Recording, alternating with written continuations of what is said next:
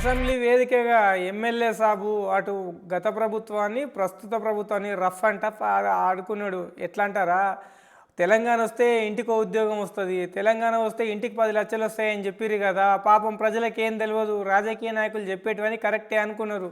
ఇంకా ఇంటికి ఒక ఉద్యోగానికి వస్తుందని చెప్పి తెలంగాణ కోసం పోరాడి కొట్లాడి తెలంగాణ తెచ్చుకుంటే స్విగ్గీ ర్యాపిడో జొమాటోలో ఉద్యోగాలు వచ్చినాయి అని చెప్పేసి అన్నారు.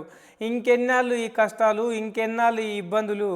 మనం ప్రభుత్వము ప్రజలకు ఏది అవసరమో చూడాలి, కానీ ప్రజలకు మంచి చేయడం కోసం వేల కోట్లు తాగుడు ఆపిపిచ్చి వాళ్లకు ఏదో మమ అనిపించినట్లు కొన్ని కోట్లు ఇస్తున్నాము, తాగుడు లేకుండా ప్రభుత్వాన్ని నడపలేమా అంటూ ఎమ్మెల్యే సాప్ అడుగుతూ ఉంటే అటు కాంగ్రెస్ వాళ్ళు ఇట్లా టీవీ ముందర ఉన్న బీఆర్ఎస్ నాయకులు అయితే బిక్కమోహం వేసినట్టు తెలుస్తుంది. ఈసారి అడిగేదైతే నిజమే, మీరు కూడా చూడండి, మీరు కూడా కామెంటింగ్ చేయండి, షేరింగ్ చేయండి. ఈ వార్తలో ఎంత పస ఉంది, ఆయన మాట్లాడిన దాంట్లో ఎంత నిజం ఉంది. నిజంగా ఇట్లా మాట్లాడాలంటే బీజేపీ ఎమ్మెల్యేలే మాట్లాడతారేమో, పో కాంగ్రెస్ వాళ్ళు బీఆర్ఎస్ వాళ్ళకి అంత సినిమా లేదని జనాలు అంటుర్రు. మరి ఇది నిజమా అబద్ధమా అనేది చూసేటోళ్ళే కామెంటింగ్ చేస్తే తెలుస్తుంది. కానీ వార్తను స్కిప్ చేయకుండా మొత్తం చూడండి, మీరు మిస్ అవుతారు చాలా. బీఆర్ఎస్ వాళ్ళు చూపించే ప్రయత్నం చేశారు. 2 ఏళ్ళు వీళ్ళు, 10 ఏళ్ళు వాళ్ళు. మరి ఇంత గొప్పగా పరిపాలన చేస్తే, ఇంత గొప్పగా అభివృద్ధి చేస్తే 12 లక్షల పంపు సెట్లు ఈ తెలంగాణ రాష్ట్రంలో ఎందుకు పెరిగినాయి? అధ్యక్ష, వ్యవసాయం తెలంగాణ రాష్ట్రం వచ్చిన తర్వాత బాగుపడాలి. చాలా మంది అంటారు యావరేజ్ ఇల్డింగ్ ఎట్లా చెప్తారంటే, గతంలో టీఆర్ఎస్ వాళ్ళు కూడా చాలా గొప్పగా చెప్పిండ్రు. అదే పద్ధతుల్ని సంవత్సరం మాత్రమే మారుతుంది, కాంగ్రెస్ ప్రభుత్వం కూడా గొప్పగానే చెప్పింది. ఈ రాష్ట్రంలో కొత్త ప్రాజెక్టు వల్ల 4,000 ఎకరాలు కూడా కొత్తగా సాగులోకి రాలేదు. ఉన్న పాత వ్యవస్థతోనే వ్యవసాయం చేస్తున్నారు రైతులు. అటువంటిప్పుడు ప్రభుత్వాల గొప్పతనం ఏమీ లేదు. కానీ రైతులు పండించినటువంటి పంటని మేమేదో గొప్పగా చేసినామంటూ చెప్పేటటువంటి ప్రయత్నం చేసిండ్రు. అధ్యక్ష, 3,04,000 కోట్లు ఈ రాష్ట్ర బడ్జెట్. నేను అడిగిన మొదటి సమావేశంలో రైతులు బాధపడుతున్నారు. ఒక 3,000 కోట్ల రూపాయలు ప్రధానమంత్రి ఫసల్ బీమా పంటల బీమాకు కేటాయించుంటే మొదటి బడ్జెట్లో గౌరవ ఆర్థిక శాఖ మంత్రి పెద్దలు డిప్యూటీ సీఎం గారు పెద్ద మనసుతో 3,000 కోట్లు కేటాయించారు. 3,000 కోట్లు కేటాయించంటే నేను సభలో ధన్యవాదాలు చెప్పిన. చాలా గొప్పగా పనిచేస్తున్నది ప్రభుత్వం, రైతుల్ని ఆదుకోవడానికి పంటల బీమా పెట్టిందని గౌరవ ఆర్థిక మంత్రి గారికి నేను ధన్యవాదాలు చెప్పిన. బయట ప్రెస్ వెళ్ళిన తర్వాత కూడా నేను అక్కడ మీడియా పాయింట్లో కూడా మాట్లాడి నేను ధన్యవాదాలు చెప్పిన. నేను అనుకున్నా బీఆర్ఎస్ ప్రభుత్వం మోసం చేసింది, బీఆర్ఎస్ ప్రభుత్వం పంటల బీమా పథకం తీసుకురాలేదు, కానీ కాంగ్రెస్ ప్రభుత్వం గొప్ప మనసుతో 3,000 కోట్లు కేటాయించిందని. అధ్యక్ష, బడ్జెట్లో పెట్టిండు తప్పితే 3 పైసలు కూడా ఫసల్ బీమా పంటల బీమా పథకానికి రూపాయి కూడా కేటాయించలేదు. ఎట్లా టార్గెట్ రీచ్ అవుతాం అధ్యక్ష? ఎట్లా రైతులకున్న బాధలు పోతాయి అధ్యక్ష? ఒక పక్క కేవలం మనం బడ్జెట్లో పెట్టుకోవాలమే, కానీ ఖర్చు మాత్రం లేదు, కేటాయింపులు మాత్రం లేదు. అధ్యక్ష, ఇదే కాదు, బడ్జెట్ రూపొందించినప్పుడు 3,04,000 కోట్లు ఈ తెలంగాణ రాష్ట్ర బడ్జెట్ మొన్న మనం పెట్టుకున్న తర్వాత బడ్జెట్ కు వాస్తవానికి ఇక్కడ పొంతన కుదురుతున్నారు అధ్యక్ష. నేనేమంటున్నానంటే, లక్ష్యం పెట్టుకున్నప్పుడు మన ప్రణాళికలో ఏదైతే అంశాన్ని మనం చేరుతామో దాన్ని ఖచ్చితంగా టార్గెట్ రీచ్ కావాలనంటే మనకి ఏ వనరులు ఉన్నాయో ఈ సభలో వాస్తవాలు చర్చించేటటువంటి ప్రయత్నం చేయండి అధ్యక్ష. కేవలం వారు బడ్జెట్ పెట్టిన తెల్లారి తెలంగాణ బడ్జెట్ 3 లక్షల కోట్లు ఆ అంకె చూసి సంతోషపడడం తప్పితే మళ్ళా వాస్తవాలకు ఎక్కడ పోయినా కూడా ఈరోజు తెలంగాణ రాష్ట్రం ఆర్థికంగా లేక, నిధులు లేక ప్రభుత్వం అధ్యక్ష 50 లక్షల కోటి రూపాయల పనికి కూడా ఈరోజు మంత్రులకు సంతకాలు పెట్టాలంటే చేతులనికేటటువంటి పరిస్థితి వచ్చింది. ఒక పక్కకేమో 3,04,000 కోట్ల బడ్జెట్, 4-5 కోట్ల రూపాయల మంజూరు ఇవ్వాలంటే కూడా అసలు ఎట్లయితుంది అని ఒక పక్క మనం భయపడదు. వాస్తవమే, ప్రభుత్వానికి భారం ఉన్నది, ఇబ్బంది ఉన్నది. కానీ ఈ ఇబ్బంది నుండి బయటపడకుండా ఈ తెలంగాణ రాష్ట్ర ఆర్థిక పరిస్థితి ఎట్లా బాగవుతుందో చర్చ చేయకుండా కేవలం కాగితాలలో మనం 2047 అని రాసుకుంటే మనం టార్గెట్ రీచ్ కాం అధ్యక్ష. ఇదే రకమైనటువంటి పరిస్థితి నేను నిన్న ఆ రోజు 96లో రాష్ట్రంలో ఉమ్మడి ఆంధ్రప్రదేశ్ రాష్ట్రం ఉన్నప్పుడు ఆ రోజు కూడా జీతాలు ఇవ్వలేనటువంటి దుస్థితిలో ఆంధ్రప్రదేశ్ రాష్ట్రం ఉండే. కానీ ఆ రోజు ఈ సభలో గొప్పగా చర్చ జరిగింది. ప్రతిపక్షంలో ఉన్న వాళ్ళ దగ్గర కూడా సలహాలు సూచనలు తీసుకున్నారు. ఈ ఉమ్మడి ఆంధ్రప్రదేశ్ రాష్ట్రం ఆర్థికంగా ఇంత ఇబ్బంది ఉన్నది కదా, దీన్ని ఎట్లా అధిగమిద్దామని సలహాలు సూచనలు తీసుకున్నారు. చాలా ప్రభుత్వం ఆ రోజు ఉన్నటువంటిది కొంత విజయాన్ని సాధించేటువంటి అవకాశం కొంత వచ్చింది. అధ్యక్ష, ఈరోజు ముందుగా ఈ తెలంగాణ రాష్ట్ర ఆర్థిక పరిస్థితి మీద చర్చ జరగాల. పెద్దలు గౌరవ ఆర్థిక శాఖ మంత్రికి మీ ద్వారా విజ్ఞప్తి చేస్తా ఉన్నాను. మీరు ఎన్ని రోజులు దీన్ని కప్పిపుచ్చితే లేదా ఎవరికి తెలియదనుకున్నట్టు మీరు దాచి ఉంచితే తెలంగాణ ప్రజలకు ఏం చేసేటటువంటి పరిస్థితి లేదు అధ్యక్ష. దీన్ని ఏ రోజు ఒక రోజు చెప్పాల్సిందే. అసలు ఈ తెలంగాణ రాష్ట్ర ఆర్థికానికి క్యాన్సర్ ఏ స్టేజ్ లో ఉన్నదో మీరు నిర్ధారణ చేయాల్సిందే. అది ఎవరు చేసింది, ఎవరి వల్ల వచ్చింది, ఎట్లా వచ్చిన తర్వాత ఏదని చర్చ. కానీ ఈ రోజు ఉన్నటువంటి పరిస్థితి అధ్యక్ష, మారుమూల ఆదిలాబాద్ ప్రాంతమైనటువంటి మేము ఆశపడ్డాం అధ్యక్ష. ఈ తెలంగాణ రాష్ట్రం వస్తే మా ఉమ్మడి ఆదిలాబాద్ జిల్లా బతుకులు మారుతాయని కలలుగన్నాం. మా ఉమ్మడి ఆదిలాబాద్ జిల్లాలో విద్యా వ్యవస్థ బాగుపడతాయి అనుకున్నాం. మా ఉమ్మడి ఆదిలాబాద్ జిల్లాలో వైద్య వ్యవస్థ బాగుపడతాయి అనుకున్నాం. కానీ అధ్యక్ష, తెలంగాణ రాష్ట్రం రాకముందు ఎట్లా ఉంటుందో మేము ఎల్లబడగట్లనే ఉన్నాం అధ్యక్ష. ఒక్కొక్కసారి అనిపిస్తుంది అధ్యక్ష, ఈ రకమైనటువంటి పరిస్థితి కొరకైనా మనం తెలంగాణ రాష్ట్రాన్ని సాధించుకున్నామని. అధ్యక్ష, ఒకటి కాదు రెండు కాదు అధ్యక్ష. ఒకనాడు హైదరాబాద్ రాష్ట్ర రాజధాని నుంచి విదేశాలకు కూరగాయలు పోయే పరిస్థితి ఉండే అధ్యక్ష. ఈరోజు ఏమైంది అధ్యక్ష? మిగతా రాష్ట్రాల నుంచి హైదరాబాద్కు కూరగాయలు వస్తున్నాయి అధ్యక్ష. తెలంగాణ రాష్ట్రంలో కూరగాయల విస్తీర్ణం తగ్గిపోయింది అధ్యక్ష. కూరగాయలు పండించే రైతులకు ప్రోత్సాహం లేదు అధ్యక్ష. మిగతా పంటలు పండించే రైతులకు ప్రోత్సాహం లేదు అధ్యక్ష. ఒక పక్క వ్యవసాయం బాగుపడాలనుకుంటున్నాం, ప్రభుత్వ ప్రోత్సాహం లేకుంటే ఏ రకంగా బాగుపడతాం అధ్యక్ష.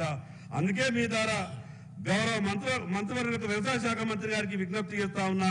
వ్యవసాయ శాఖ మంత్రి గారు చాలా గొప్పగా ఆలోచిస్తారు, కానీ చెల్లి గవ్వ చేతులు లేదు. ఎన్నిసార్లు కాగితాలు తీసుకపోయినా వ్యవసాయ శాఖ మంత్రి గారికి ఉన్నటువంటి ఆతృత చూస్తే నాకు నిజంగా కూడా ఒక్కోసారి బాధ అనిపిస్తుంది. చెయ్యాలని మనసులు ఉన్నది, కానీ చెల్లి గవ్వ లేనటువంటి పరిస్థితుల్లో ఉన్నది. మీరు ప్రత్యేకంగా నేను వ్యవసాయ శాఖ మంత్రి గారికి విజ్ఞప్తి చేస్తా ఉన్నా, ఆర్థిక శాఖ మంత్రి గారికి విజ్ఞప్తి చేస్తా ఉన్నా, మంత్రులకు మీరు ఏదన్నా కొంత కేటాయించేటటువంటి పరిస్థితి చెయ్యండి. ప్రతి 25-50 లక్షలకు కూడా ఆర్థిక శాఖ మంత్రి గారి దగ్గరికి ఫైల్ పోయి అప్రూవల్ రావాలనంటే అభివృద్ధి ఈ రకంగా ముందుకు పోదు అధ్యక్ష, కుంటుపడుతుంది. 20 లక్షల 50 లక్షల ఫైళ్లు కూడా రాష్ట్ర ఆర్థిక శాఖ మంత్రి, ఈ రాష్ట్ర ముఖ్యమంత్రి గారు సంతకం పెట్టేటటువంటి పరిస్థితి వస్తే దీంట్లో మార్పులు రావాలి అధ్యక్ష. గౌరవ మంత్రి గారు. గౌరవ సభ్యులు మాట్లాడుతూ వ్యవసాయానికి సంబంధించి నిన్న మొన్న కేంద్ర ప్రభుత్వం కూడా భారతదేశమే అత్యధికంగా పంటలు పండించినటువంటి దేశంగా ప్రపంచంలో చైనాని మించి దిగుబడులు సాధించినటువంటి దేశంగా భారతదేశం నిలిచింది అధ్యక్ష. అందులో భాగంగానే తెలంగాణ రాష్ట్రం కూడా ఈరోజు భారతదేశంలో అత్యధికంగా పంటలు పండించినటువంటి రాష్ట్రం తెలంగాణ రాష్ట్రం.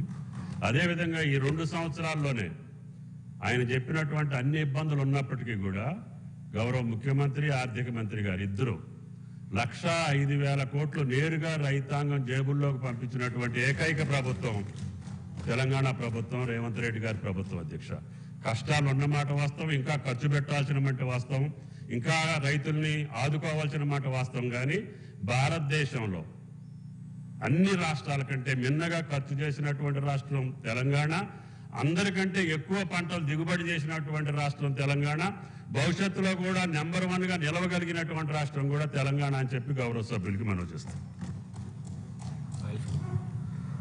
అధ్యక్ష, ఇండస్ట్రియల్ పాలసీ, ఈ ఇండస్ట్రియల్ పాలసీ మీద మాట్లాడినప్పుడు పెద్దలు ఎల్ఏ మంత్రి గారికి, ఇండస్ట్రీ మినిస్టర్ గారికి నేను చాలా సందర్భాల్లో రిక్వెస్ట్ చేస్తుంటే, ఈ పాలసీ అనేది పెట్టుబడిదారులంతా కూడా కేవలం రాష్ట్ర రాజధాని దగ్గరికి వచ్చే పెట్టుబడి పెడతారు అధ్యక్ష. లక్షల కోట్లు దావాస్ నుంచి పెట్టుబడులు వస్తున్నాయి. మారుమూల ప్రాంతాల్లో ఇండస్ట్రీ పెట్టేటటువంటి వాళ్లకు ఒక ప్రత్యేకమైన పాలసీ మీరు తయారు చేయాలి. వెనకబడ్డటువంటి జిల్లాలో వాళ్ళు పెట్టుబడులు పెట్టడానికి ఎట్లా వస్తారు అధ్యక్ష? రాష్ట్రం మొత్తం మీద మీరు ఒకటే పాలసీ పెట్టేస్తే వాళ్ళు ఏం కోరుకుంటున్నారు? రాష్ట్ర రాజధానికి ఆనుకొని ఉన్నటువంటి భూములు మాత్రమే కావాలి మాకు, రాష్ట్ర రాజధానికి ఆనుకున్నటువంటి స్థలాలు మాత్రమే, అక్కడ మాత్రమే పెట్టుబడులు పెడతామనంటే మా అటువంటి వెనకబడ్డటువంటి ఖమ్మం కావచ్చు, వెనకబడ్డటువంటి ఆదిలాబాద్ కావచ్చు, ఎక్కడికి వెళ్ళి అభివృద్ధి జరుగుతాయి? మీ ద్వారా ప్రభుత్వానికి విజ్ఞప్తి చేస్తున్న మారుమూల ప్రాంతాల్లో పెట్టుబడి పెట్టడానికి వచ్చేటటువంటి పారిశ్రామికవేత్తలకు మీరు ప్రత్యేకమైనటువంటి రాయితీ ఇచ్చి వెనకబడ్డటువంటి జిల్లాల్ని ఆదుకోవాలని మీ ద్వారా ప్రభుత్వానికి విజ్ఞప్తి చేస్తా ఉన్నాను అధ్యక్ష 2014 కన్నా ముందు ఉమ్మడి ఆంధ్రప్రదేశ్ రాష్ట్రంలో పారిశ్రామికవేత్తలకు ప్రతి సంవత్సరం వాళ్ళకు రాయితీలు వస్తుండే అధ్యక్ష. 2014-15లో రాయితీలు వచ్చినాయి. ఈ రోజు 2025-26 సంవత్సరంలో ఉన్నాం. 9 సంవత్సరాలు చిన్న ఇండస్ పాపం ఆ పారిశ్రామికవేత్తలకు వాళ్ళు అసలు ప్రభుత్వం నుంచి రాయితీలే లేవు. ప్రభుత్వం నుంచి రాయితీలు లేక ఈ రోజున ఆదిలాబాద్ పత్తి పరిశ్రమకు పెట్టింది పేరు ఏసియాలోనే 2వ ఉత్పత్తిగా ఈరోజు మాకు పేరుండే అధ్యక్ష. ఈ రోజు అక్కడ ఉన్నటువంటి పారిశ్రామికవేత్తలకు రాయితీలు ఇవ్వని కారణంగా, ఎటువంటి ఇన్సెంటివ్స్ ఇవ్వని కారణంగా ఈ రోజు 115 ఉన్నటువంటి మిల్లులు 90% మూతపడ్డాయి. ఇప్పటికీ రాష్ట్ర రాజధాని చుట్టూ వాళ్ళు తిరుగుతున్నారు, చెప్పులు అరిగేదాకా నయా పైసా రిలీజ్ చేస్తలేరు అధ్యక్ష. ఎక్కడికి వెళ్ళి బాగుపడతాం అధ్యక్ష? ఈ ప్రాంతం అంతా సమానంగా అభివృద్ధి కావాలని కోరుకుంటున్నాం కదా. ప్రభుత్వం పాలసీ చేసినప్పుడు వెనకబడ్డటువంటి జిల్లాల మీద ప్రత్యేకమైనటువంటి దృష్టి పెట్టాలి అధ్యక్ష. ఇది విద్యా వ్యవస్థ ఎంత గొప్పగా తయారైందంటే ఈ తెలంగాణ రాష్ట్రంలో ప్రైవేటు వాళ్ళ చెప్పు చేతల్లోకే విద్యా వ్యవస్థ వెళ్ళిపోయింది. ప్రభుత్వ విద్యా వ్యవస్థ గొప్పగా లేదు. ఎందుకో ఏమైందో మనం అనుకున్నాం కదా, మనమే చర్చ చేసుకున్నాం కదా. ఈ తెలంగాణ రాష్ట్రం వచ్చిన తర్వాత గొప్ప ఆంధ్ర పాలకుల చేతిలో విద్యా వ్యవస్థ ఉన్నది. తెలంగాణ రాష్ట్రం వచ్చిన తర్వాత ప్రభుత్వమే. ఇక గతంలో వాళ్ళు లేరు, వాళ్ళ గురించి మాట్లాడినా ఎంతసేపు అయినా కూడా గతంలో వాళ్ళు ఏం చెప్పారు, వాళ్ళు కేజీ టు పీజీ వాళ్ళే మాట్లాడారు, వీళ్ళే మాట్లాడరు. ఇక ఇవన్నీ నేను అనవసరమైనటువంటి విమర్శలు చేయగాని విద్యా వ్యవస్థకి ఇంత ఈ రకమైనటువంటి అధ్వాన్నంగా ఉంటే ఏ రకంగా మనం గమ్యాన్ని చేరుకోగలుగుతామో ఒకసారి ప్రభుత్వం ఆలోచించవలసిందిగా మీ ద్వారా ప్రభుత్వానికి విజ్ఞప్తి చేస్తున్నాను అధ్యక్ష. వైద్యం నేను కల్లారా అధ్యక్ష, ఇదే శాసనసభలో మనం మాట్లాడినాం. 10 లక్షల రూపాయల వరకు ఈరోజు మనం ఆరోగ్యశ్రీని పెంచినాం, గొప్పగా వైద్యం అందిస్తామని చెప్పినాం అధ్యక్ష. ప్రభుత్వం ఒక్కసారి ఆసుపత్రులలో రికార్డు తిరిగేయాల. ఈ తెలంగాణ రాష్ట్రంలో ఏ పేషెంట్కైనా 10 లక్షల రూపాయలు ఆరోగ్యశ్రీలో సాయం దొరికిందా ఒక్కసారి రికార్డులు మీరు తిరిగేయండి. ఇప్పటి వరకు కార్పొరేట్ ఆసుపత్రులు పేదల రక్తాన్ని పీలుస్తున్నాయి అధ్యక్ష. ఇప్పటి వరకు వైద్యపరమైనటువంటి ఆ యొక్క ఫీజుల మీద, ఆ హాస్పిటల్ వేసేటటువంటి బిల్లుల మీద ఇప్పటికీ రాష్ట్ర ప్రభుత్వానికి కంట్రోల్ లేదు అధ్యక్ష. నేను మొన్న నా ఆదిలాబాద్ నుంచి ఒక పేషెంట్ ఒక కార్పొరేట్ ఆసుపత్రి, యశోద అనే కార్పొరేట్ ఆసుపత్రికి వస్తే మొదలుగా చేరేటప్పుడు వాళ్ళు మొదలుగా ఆరోగ్యశ్రీ ఉంటది అని అంటే ఒక నిమ్స్ ఆసుపత్రికి వెళ్ళిండ్రు. అక్కడ వాళ్ళు ఏదో బెడ్లు ఖాళీ లేవంటే ఎక్కడెక్కడంటే ఆ అంబులెన్స్ డ్రైవర్ ఇంకా మీరు 2 గంటలు తింపితే పేషెంట్ అంబులెన్స్ లో చనిపోతాడు అని అంటే మరి ఎట్లా ఏం చేయాలని అడిగితే పక్కనే యశోద ఉన్నది, నేను అక్కడికి తీసుకెళ్తానంటే పాపం తీసుకెళ్ళిండు. లోపల పేషెంట్ తీసుకుపోయాయంటే ఈ పేషెంట్ చూసిన తర్వాత అక్కడ డాక్టర్లు చెప్పారట ఎంత అవుతుంది అంటే 2 లక్షల రూపాయలు అయితే అంటే 2 లేవు కానీ 1,50,000 రూపాయలకు సంబంధించిన బంగారం మా మెడలో మీద ఉన్నది, దీన్ని అమ్మేసి వచ్చి ఇస్తామనంటే అరగంట లోపల బంగారం అమ్మి ఆ ఆసుపత్రికి 1,50,000 రూపాయలు కట్టిండ్రు. నాకు ఫోన్ చేస్తే నేను ఒక 50,000 కావాలా సార్ రేపు ఇస్తామంటే నేను కూడా ఒక 50,000 పంపిన అధ్యక్ష. 2 లక్షల రూపాయల డిపాజిట్ తీసుకున్నారు. తెల్లారి ఆపరేషన్ చేసిర్రు. ఆ పేషెంట్ చేతిలో 14 లక్షల రూపాయల బిల్లు పెట్టిండ్రు అధ్యక్ష. వాళ్ళు నాకు ఫోన్ చేసి వాళ్ళు ఏడవడం మొదలు పెట్టిండ్రు. నేనేమనుకున్నా వాళ్ళు ఏడవడం మొదలు పెడితే పేషెంట్కి ఏమన్నా అయిపోయిందేమో, ఇక పేషెంట్ లేడేమో అందుకే ఏడుస్తున్నారని నేను అనుకుంటా. ఎందుకు ఏడుస్తున్నారు అని నేను 2 నిమిషాలు బతిమాడిన తర్వాత సార్ బిల్లు పెట్టిన చేతుల ఈ దవాఖానలో 14 లక్షల బిల్లు పెట్టినారంటే నేను రాత్రి 12 గంటలకు హాస్పిటల్కి వెళ్ళిన అధ్యక్ష. ఎందుకు ఈ రకంగా మోసం చేస్తున్నారంటే ఇమీడియట్ గా పోలీసు వచ్చింది అధ్యక్ష. 50 మంది పోలీసులు వచ్చారు. నేను అక్కడికి పోయిన తర్వాత మీరు ఎంతమంది పోలీసులను తీసుకురండి, నేను ఈ పేషెంట్ 1 రూపాయి కట్టే పరిస్థితి లేడని నేను ఆ పేషెంట్ ని ఎత్తుకొని ఆసుపత్రి బయటకు వచ్చి నా కారులో ఆదిలాబాద్కు పంపిన అధ్యక్ష. పేదవాడు అధ్యక్ష, లక్షల రూపాయలు ప్రైవేట్ ఆసుపత్రుల్లో బిల్లులు ఎట్లా కట్టగలుగుతాం? నేను ఎందుకు ఇది మీకు చెప్పే ప్రయత్నం చేస్తున్నానంటే ధనిక రాష్ట్రమైనటువంటి ఈ రాష్ట్రంలో ఈ రోజుకు 85% పేదలే ఉన్నారు అధ్యక్ష. తెలంగాణ రాష్ట్రంలో 85% పేదలు ఉన్నారు. 14 కన్నా ముందు 25, 26లో కూడా ఇదే రకమైనటువంటి పరిస్థితి ఉంటే మనం ఏ రకంగా అభివృద్ధి, నేను నెగిటివ్ మాట్లాడతలేను అధ్యక్ష. మనం అనుకున్న లక్ష్యం సాధించాలి. ఒక టార్గెట్ పెట్టుకోకుంటే సాధ్యం కాదు. కానీ మనం ఒక టార్గెట్ పెట్టుకొని ఉన్న లోపాలని బహిరంగ ఈ సభలో చర్చ జరగాలి. ఈ సభలో చర్చ జరగాల. వాస్తవాలు ఏ రకంగా మనం ముందుకు పోగలుగుతామో ఆ విషయాల మీద చర్చ జరిగి ముందుకు పోవాలని మాత్రమే నేను చెప్తున్నా అధ్యక్ష. అధ్యక్ష, పరిశ్రమలకు ప్రోత్సాహం లేదు అధ్యక్ష. ఈరోజు గుజరాత్, బీహార్ రాష్ట్రాలు మనం కేవలం ఈరోజు మద్యం ఆదాయం మీద ఆధారపడి రాష్ట్రాన్ని నడుపుతున్నాం అధ్యక్ష. ఈ మాట చెప్పాలంటే బాధ అనిపిస్తుంది అధ్యక్ష. పేదలు మద్యం తాగితే గాని తెలంగాణ రాష్ట్రం ముందుకు కదిలే పరిస్థితి లేదు. వాళ్ళ ఆరోగ్యం చెడగొట్టి వేల కోట్ల రూపాయలు మనం తీసుకొని తర్వాత 10 కోట్ల రూపాయలు ఆసుపత్రులకు వాళ్ళ లివర్లు ఉంటే మీరేమైనా ట్రీట్మెంట్ తీసుకోవాలని పంపుతున్నాం అధ్యక్ష. ఈరోజు గుజరాత్, బీహార్ రాష్ట్రాలు మద్యపాన నిషేధం విధించి వాళ్లకు ఆసుపత్రులకు వచ్చేటటువంటి పేషెంట్లు 80% తగ్గిపోయారు అధ్యక్ష. గ్రామీణ ప్రాంతంలో ఈ రోజు కూడా తాగి లివర్లు డ్యామేజ్ అయ్యి ఎందరో అక్కల చెల్లెళ్ళు పుస్తలు తగ్గిపోయిన తర్వాత వాళ్ళ బతుకులు ఎంత ఆగమవుతున్నాయి మద్యంతోనంటే మీ ద్వారా గౌరవ పెద్దలకు, మంత్రులకు విజ్ఞప్తి చేస్తా ఉన్నా, ఈ ఆర్థికం కొరకు ఈ రాష్ట్ర ఆర్థిక పరిస్థితి బాగాలేదని మద్యాన్ని విత్తలవిడిగా పెంచేటటువంటి ప్రయత్నం చేయకండి. ఈ రోజు గ్రామాలలో బెల్ట్ షాపుల్ని కంట్రోల్ చేయండి. ఈ రోజు అనధికారికంగా గ్రామానికి 4-5 బెల్ట్ షాపులు వస్తున్నాయి.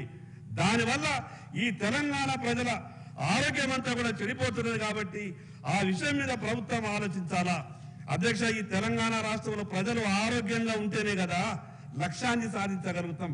ఈ 80% మా మిత్రులు ఏమన్నా అంటే కేంద్రం అంటారు. మా మిత్రులు ఏమన్నా అంటే కేంద్రం ఆలోచన గొప్పగా ఉన్నదన్నా. మినిస్టర్ గారు. అధ్యక్ష, గౌరవ సభ్యులు ఎక్సైజ్ గురించి ప్రస్తావించడంలో ఈ ప్రభుత్వం, కాంగ్రెస్ ప్రభుత్వం వచ్చిన తర్వాత ₹1 కూడా, 1% కూడా ఎక్కడ కూడా పన్నులు పెంచలేదు. అదనంగా గత ప్రభుత్వం ఉన్నటువంటివే నడుస్తూ ఉన్నాయి తప్ప అదనంగా ఆదాయం కోసం తపన పడుతూ పెంచేటువంటి కార్యక్రమం ఇది కూడా చేయలేదని చెప్పి నేను గౌరవ సభ్యులకు విజ్ఞప్తి చేస్తాను అధ్యక్ష. కన్క్లూడ్ చేయండి శంకర్ గారు. నేను ఈ ప్రభుత్వం రేట్లు పెంచిందని అంటలేను. వాళ్ళు ఏదో తప్పు చేసిండొచ్చు, వాళ్ళు ఏదో అమ్మిపించిండొచ్చు. మీరు కంట్రోల్ చేయరు అని మాత్రమే మీ ద్వారా విజ్ఞప్తి చేస్తా ఉన్నారు. ఇప్పుడు కాంగ్రెస్ ప్రభుత్వానికి ప్రజలు అవకాశం ఇచ్చిండ్రు. గతంలో బీఆర్ఎస్ అనే ప్రభుత్వం వాళ్ళ పాలసీలు సరిగా లేదని, వాళ్ళ ఆలోచన విధానం సరిగా లేదని మీకు అవకాశం ఇచ్చిండ్రు. వాళ్ళ ఆలోచనని, వాళ్ళ విధానాన్ని మీరు కంటిన్యూ చేస్తే మీరు కూడా వాళ్ళతోని తప్పు చేసిన వాళ్ళ అవుతారు అధ్యక్ష. ఇంటికి ఒక ఉద్యోగం అన్నాం, ఉపాధి అవకాశాలు గొప్పగా కల్పిస్తామన్నాం, నిరుద్యోగులు లేనటువంటి తెలంగాణ రాష్ట్రాన్ని మనం చేసుకుంటాం అనుకున్నాం. ఇది తెలంగాణ ఉద్యమం కన్నా ఉన్న మాటలు. వాళ్ళు ఏమన్నారు 10 ఏళ్ళు పాలించినారు. ఇంటికొక ఉద్యోగం, ఉపాధి అవకాశం, నిరుద్యోగులు లేని రాష్ట్రం, ఇదంతా కూడా చేసే బాధ్యత మాది అన్నారు. ఇవన్నీ కూడా నిజమే అవుతున్నాయి అధ్యక్ష. తెలంగాణ ఉద్యమంలో మాట్లాడిన మాటలు ఒక్కసారి గుర్తు చేస్తా. ఉద్యమంలో ఏమన్నారంటే తెలంగాణ రాగానే కానిస్టేబుల్ ఎస్ఐ అయిపోతాడు, ఆర్ఐ ఆర్డీఓ అయిపోతాడు. మీ ఆర్థిక పరిస్థితి మీకు ఇంత ఘోరంగా ఉన్నది. మన రాష్ట్రం మనకొస్తే బడ్జెట్ మనం పంచుకుంటే ఇంటికి 10 లక్షల సంవత్సరానికి పంచుకోవచ్చు అన్నారు. ఏమి తెలియనటువంటి బడ్జెట్ మీద అవగాహన లేనటువంటి చాలా మంది పేదలు ఏమనుకున్నారంటే ఈ నాయకులంతా చెప్పే మాటలు నిజమేనేమో, ఆంధ్ర వాళ్ళు 3 లక్షల మంది వెళ్ళిపోతారు, ఆ 3 లక్షలు ఈ 3 లక్షలు అంటే 6 లక్షలు తెలంగాణ వచ్చాయంటే ఉద్యోగాలు వస్తాయి. ఇవన్నీ కూడా నిజమని నమ్మి ఎట్లా చెప్తే అట్లా ప్రజలు ఉద్యమంలో కలిసి వచ్చింది అధ్యక్ష. కానీ తెలంగాణ రాష్ట్రం వచ్చిన తర్వాత పాత పోయిన 10 ఏళ్ళు పాలించిన వాళ్ళు అన్నారు లక్షల ఉద్యోగాలు వచ్చినాయి. కొత్తగా వచ్చిన వాళ్ళు వీళ్ళు చెప్పిన మేము కూడా చాలా ఉద్యోగాలు ఇచ్చిన వాళ్ళు. కానీ ఏమన్నా అధ్యక్ష, ఈ రాష్ట్రంలో స్విగ్గీ, ర్యాపిడో, జొమాటో ఈ ఉద్యోగాలు ఉన్నాయి అధ్యక్ష. స్విగ్గీలో ఉన్నాయి ఉద్యోగాలు, ర్యాపిడోలో ఉన్నాయి ఉద్యోగాలు, జొమాటోలో ఉన్నాయి ఉద్యోగాలు తప్పితే ప్రభుత్వ ఉద్యోగాలు ఎటు పోయినా కనిపిస్తలేవు అధ్యక్ష. కొంత ధైర్యంతో నిర్ణయాలు తీసుకోవాలి. అధికారంలోకి రాకముందు ఏదో ఓట్ల ఆశ కొరకు ఏమన్నా 1-2 మాటలు మాట్లాడితే మాట్లాడచ్చు. కానీ అధికారంలోకి వచ్చిన తర్వాత ప్రజల జీవితాలు బాగుపడాలంటే కొన్ని ధైర్యమైనటువంటి నిర్ణయాలు తీసుకునే మనస్తత్వం రావాలి. ఈ మంత్రి పదవి అనేది, ముఖ్యమంత్రి పదవి అనేది, ఎమ్మెల్యే పదవి అనేది శాశ్వతం కాదు. కానీ ప్రభుత్వాలు, నాయకులు తీసుకునేటటువంటి మంచి నిర్ణయం ఎప్పటికీ శాశ్వతంగా ఉంటుంది. కొంత ఇబ్బంది అనిపిస్తుంది. ఈరోజు భూమి మీద లేరు పివి నరసింహారావు గారు, ఈరోజు భూమి మీద లేరు మన్మోహన్ సింగ్ గారు. వాళ్ళు ధైర్యంగా నిర్ణయం తీసుకోకుంటే ఈరోజు భారతదేశం ప్రపంచంలోనే ఈరోజు 4వ ఆర్థిక వ్యవస్థగా నిలబడ్డది నరేంద్ర మోడీ గారి చొరవతో. రేపు 3వ ఆర్థిక వ్యవస్థ కూడా నిలబడబోతా ఉన్నది. ఇది కేవలం ఒక మేం చేస్తేనే కాలేదు అధ్యక్ష, ఇది గతంలో పాలించిన వాళ్ళు కూడా గొప్పగా ఆలోచిస్తేనే అది సాధ్యమైంది.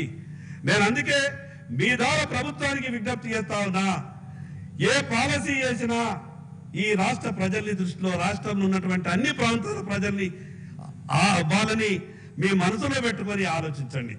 అధ్యక్ష, ఎస్సీ ఎస్టీ బీసీలమైనటువంటి మేము ప్రభుత్వ పథకాల మీద చాలా ఆశ పెట్టుకుంటాం అధ్యక్ష. మేము ఎందుకు ఆశ పెట్టుకుంటామంటే మా ఆర్థిక పరిస్థితి అధ్యక్ష, మేము వెనకబడి ఉన్నాం కాబట్టి మా వెనకబడ్డ జాతులకు ఈ ప్రభుత్వం ఏమన్నా గొప్ప సహాయం చేస్తుందేమని ఆశపడతాం అధ్యక్ష. ఆంధ్రప్రదేశ్ రాష్ట్రం ఉన్నప్పుడు బీసీ కార్పొరేషన్ అనేది ఉండే, ఆంధ్రప్రదేశ్ రాష్ట్రం అనేటప్పుడు ఎస్సీ కార్పొరేషన్ అనేది ఉండే, ఆంధ్రప్రదేశ్ రాష్ట్రం ఉన్నప్పుడు ఐటీడీఏ అనేది ఉండే. సంవత్సరానికి 1500 నుంచి 2000, 3000 మందికి సరిపడా సబ్సిడీల రూపంలో ఏదో రకంగా సహాయం దొరికేటటువంటి పరిస్థితి ఉండడు. తెలంగాణ రాష్ట్రం వచ్చిన తర్వాత 4 ఇంతలు కావాలి కదా అధ్యక్ష. తెలంగాణ రాష్ట్రం వచ్చిన తర్వాత బీసీ కార్పొరేషన్ లో చిల్లి కవ్వలేదు అధ్యక్ష. ఎస్సీ కార్పొరేషన్ లో నయా పైసా లేదు. దళిత బంధు ఈ రాష్ట్రం అంతా కూడా అమలు చేస్తాం, కుటుంబానికి 10 లక్షలు అంటే ఎగవడికినాం అధ్యక్ష, ఎంతో గొప్పగిస్తారు అని. ఏం జరిగింది అధ్యక్ష? మళ్ళీ మోసమే. ఎస్సీ కార్పొరేషన్ లో నయా పైసా లేదు, బీసీ కార్పొరేషన్ లో నయా పైసా లేదు. ఈ రోజు మా జిల్లా ఆదివాసులు నివసిస్తున్నటువంటి, మా గిరిజనులు నివసిస్తున్నటువంటి జిల్లాలో ఐటీడీఏలో కూడా నయా పైసా లేకుండా పోతా ఉంది. మరి ఆర్థికంగా ప్రభుత్వం నుంచి సహకారం అందకపోతే, నయా పైసా జిల్లాలకు రాకపోతే జిల్లాలు ఏ రకంగా అభివృద్ధి చెందుతాయి? అధ్యక్ష, ఉమ్మడి 10 జిల్లాలని 33 జిల్లాలుగా చేసుకున్నాం. కేవలం ఎక్కువ జిల్లాలు చేసుకున్నంత మాత్రాన రాష్ట్రం అభివృద్ధి చెందుతుంది అధ్యక్ష. ఆ జిల్లాలకు సరిపడ మౌలిక సదుపాయాల కొరకు ఏమన్నా ఇవ్వాలి కదా. ఈ రాష్ట్రం ఏమన్నంటే చాలా సందర్భాల్లో మిత్రులు మాట్లాడతారు, ఈ తెలంగాణ రాష్ట్రానికి వచ్చినటువంటి సంపాదన అంతా కూడా వేరే తక్కువ సంపాదన వచ్చినటువంటి రాష్ట్రాలకు ఇచ్చేస్తున్నారు వారి. అధ్యక్ష, రంగారెడ్డి జిల్లా ఈ రాష్ట్ర ఖజానాకు 65,000 కోట్ల రూపాయలు జమ చేస్తున్నది. ఈ రాష్ట్ర ఖజానాకు రంగారెడ్డి జిల్లా 65,000 కోట్ల రూపాయలు జమ చేస్తున్నది. మీరంతా మాత్రాన రంగారెడ్డి జిల్లాకు 65 కోట్ల రూపాయలు కేటాయింపు చేస్తున్నారా? ఎదుటి వాళ్ళని విమర్శించేటప్పుడు మనమే రకంగా వ్యవహారం చేస్తున్నాం అనేది కూడా ప్రభుత్వం కొంత ఆలోచించాలి. ఈరోజు పాత బస్తీ నుంచి నయా పైసా సంపాదన వేరేటువంటి పాత బస్తీకి 1000 కోట్ల రూపాయలు ఇస్తున్నాం కదా. కరెంటు బిల్లులు కట్టనటువంటి పాత బస్తీకి 1000 కోట్ల రూపాయలు ఇస్తున్నాం కదా. అందుకే నేను మీ ద్వారా ఎక్కువ సమయం తీసుకోను, మీ ద్వారా గౌరవ మంత్రులందరికీ, పెద్దలకు విజ్ఞప్తి చేస్తా ఉన్నా, పాలసీ తీసుకునేటప్పుడు ఈ ప్రాంతాన్ని అంతా కూడా సమానంగా చూడండి. ఎనగబడ్డటువంటి జిల్లాలకు ప్రత్యేకంగా నిధులు కేటాయించండి. మరి అదేవిధంగా నా ఆదిలాబాద్, ఉమ్మడి ఆదిలాబాద్ జిల్లాకు మీ కాంగ్రెస్ పార్టీ నాయకురాలు సోనియా గాంధీ గారు ఆ రోజు మా జిల్లా పర్యటనకు వచ్చినప్పుడు ఒక గొప్ప మాట మాట్లాడారు. ఇది ఇప్పుడు కాదు అధ్యక్ష, 20 ఏళ్ల కింద ఈ జిల్లాలో వైద్యపరంగా ఇబ్బంది ఉన్నది, ఏఐసిసి ఆఫీస్ నుంచి అంబులెన్స్ పంపిస్తున్నా అని చెప్పి అంబులెన్స్ పంపించారు. ఆ రోజు మీకు అధికారం లేకుండా అంబులెన్స్ పంపించారు. ఈ రోజు ఇక్కడ అధికారంలో ఉన్నారు కదా అధ్యక్ష. మా జిల్లాలో నా దవాఖానలో డాక్టర్లు లేరు అధ్యక్ష. గుడ్డె నొప్పి వస్తే 10 నిమిషాలలో పట్టుమని చనిపోవాలా తప్పితే చేతి పెట్టి చూసే డాక్టర్ లేరు. నేను అందుకే మీ ద్వారా గౌరవ హెల్త్ మినిస్టర్ గారికి విజ్ఞప్తి చేస్తా ఉన్నా, వెనకబడ్డటువంటి నా ఆదిలాబాద్ జిల్లాకు డాక్టర్లను ప్రత్యేకమైన జీవో ఇవ్వాలి. మిగతా డాక్టర్ల తీరు జీతాలు ఇస్తే రారు, అందుకు ప్రత్యేకమైనటువంటి జీవో ఇచ్చి అదనపు వేతనం ఇచ్చి మా ఆదిలాబాద్ ను ఆదుకోవాలని ఈ అవకాశం ఇచ్చినటువంటి మీకు మరొకసారి ధన్యవాదాలు తెలియజేస్తూ సెలవు తీసుకుంటున్నారు అధ్యక్ష. గౌరవ మంత్రివర్యులు జూపల్లి కృష్ణారావు గారు. అధ్యక్ష, ఈ రోజున ఈ ప్రభుత్వం